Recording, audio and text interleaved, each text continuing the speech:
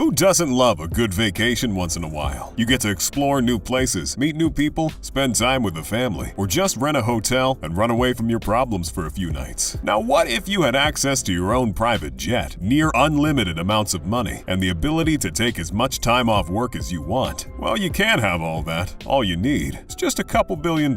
So until you get your billions, let's take a look at how the top 1% spend their vacations. And who knows, you just might get some inspiration for your next time off. When you're a billionaire, it's safe to say money isn't exactly going to be an issue when planning your vacation, which explains why you find stories of billionaires all over the news doing some of the craziest things in some of the craziest places. So where do billionaires go on their time off? And what are some of these exotic activities they partake in? Sometimes you get tired of having solid ground under your feet. Sometimes you want the excitement and, dare I say, danger of the deep blue sea beneath you. I know billionaires certainly do. Now, sailing isn't exactly the most exotic hobby around. All you need is a sailboat or a dinghy, or if you're really desperate, you could always sign up to go crab fishing on the deadliest catch. Between almost drowning and being thrown overboard, you'd have a whale of a time. However, the way billionaires spend their time on the ocean is very different from that guy you know that spends way too much time polishing his sailboat. Bill Gates, for example. We all know Bill Gates, co-founder of Microsoft, worth $132 billion.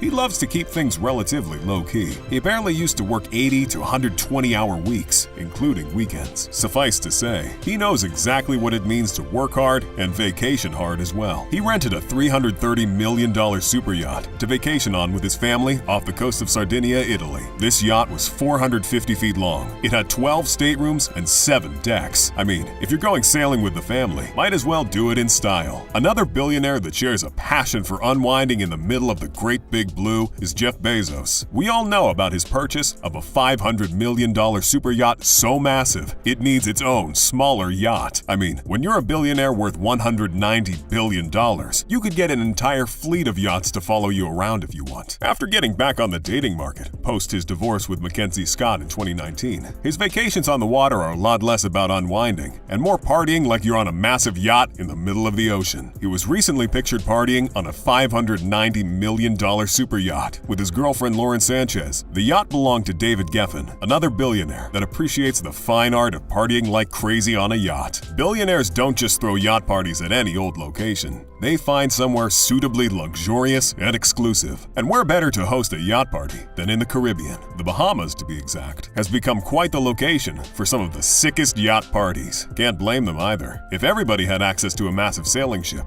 I think we'd all take more vacations in the Bahamas. But if you think partying on a luxury yacht is completely played out, and you want to partake in a different kind of fun on the water, Dubai has your back. Instead of renting out a big boat, there are several small floating homes you could rent. I'm talking fully functional floating houses, complete with kitchens, bedrooms, living rooms, you name it. You can party in these homes, or you could just buy them and live the rest of your days floating on the ocean. That being said, not too many billionaires have permanently changed their address to the middle of the sea. Instead, they just go to a vacation home. I mean, there's nothing like a home away from home after all. When life gets too stressful, you've always got somewhere else to escape all of it, especially if you're a billionaire. It's pretty common for billionaires to have several homes away from home. So when it's vacation time, they just pick one of their properties and go live there for a while. Billionaire Mark Cuban learned just how important a vacation home is. Apparently, in the early days of starting his business, he would never go on vacation. But when the money started rolling in, he bought himself a $19 million Laguna Beach vacation home in California. The property occupies 7,867 square feet of space. It's got 6 bedrooms, 8 bathrooms, a private pool, an amazing view, and since work might come calling, a private office as well. Oracle creator Larry Ellison also appreciates having a vacation home. He appreciates it so much that he bought 3. In 2012, he purchased a $36.9 million property. It was a 10,000 square foot beach house along Carbon Beach. The home has 9 bedrooms, 13 bathrooms, and features 151 feet of oceanfront. A year before that, Ellison purchased a ranch known as Porcupine Creek, which is a massive 249 acres. It's got a 16-bedroom main house, a clubhouse, and the thing that ensures zero work will be done when he stays there, a 19-hole golf golf course. And to top it all off, he also owns a Japanese-style estate in Woodside, California. This one cost him about $200 million to construct. It comes with a man-made lake, a tea house, a bathhouse, and a koi pond, along with the assurance that maximum relaxation will be taking place here. But if you want to know what billionaire I think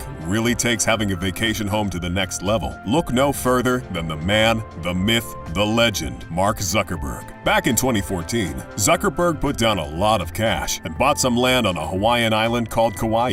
He purchased 750 acres of land on an isolated stretch of Hawaiian beach, and later he purchased another 89 acres of land for over $45 million. Zuckerberg even planned to build a 6,100 square foot two-bedroom house on the island, but construction was ultimately abandoned. However, he still owns several acre vacation home isn't going to be much of a problem, especially when you have access to pretty much every sort of transportation system at your fingertips. That probably has something to do with why billionaires are always seen traveling to some of the most exotic locations around the world. I think most of us would agree. Having a private jet or two certainly makes traveling a little bit smoother. Just ask Warren Buffett. He's known for being remarkably frugal, despite being worth $103 billion.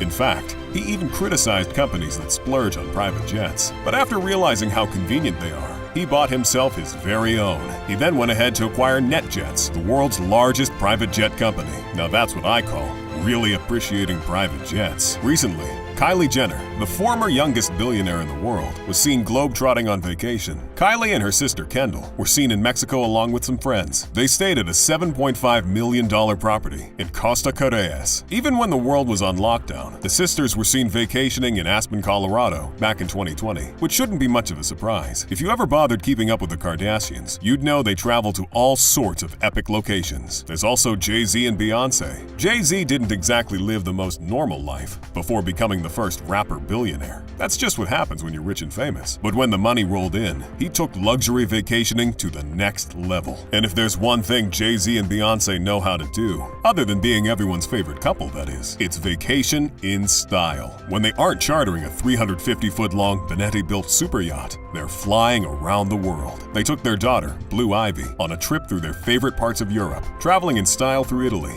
and going to see the Eiffel Tower in Paris. Not just that, they've been all over the world. They've traveled to the Dominican Republic, spent some time on the sandy beaches of Hawaii, and ridden motorcycles through Thailand. You probably get why I say they know how to vacation now, don't you?